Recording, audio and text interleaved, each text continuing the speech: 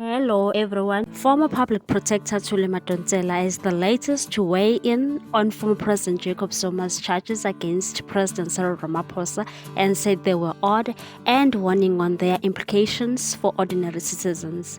The Jacob Zuma Foundation said it had instituted a private prosecution of Ramaphosa for being an accessory after the fact in the crimes committed by, among others, Advocate Billy Downer, namely breaching the provisions of the NPA Act.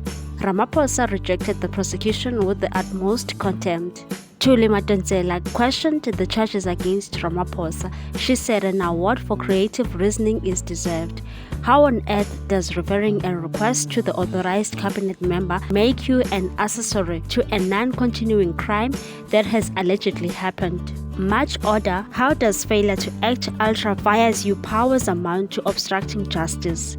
This case is a matter of administrative and not criminal law, even if by some stretch of imagination wrongfulness was a possibility. This is clearly a matter of administrative law and not criminal law. What is emerging regulatory lacuna on private prosecutions? This creative use of the private prosecution mechanism has the potential to not only open the floodgates for vexatious litigation but also to expose ordinary people to harassment through the criminal legal system. The NPA stated that the newly prosecuted certificates it issued to Zuma and his legal team for the Downer case had nothing to do with Ramaphosa. The NPA advocate Rodney Dikok said the authority issued two such certificates in good faith to Zuma, in compliance with Section 7 of the Criminal Procedure Act.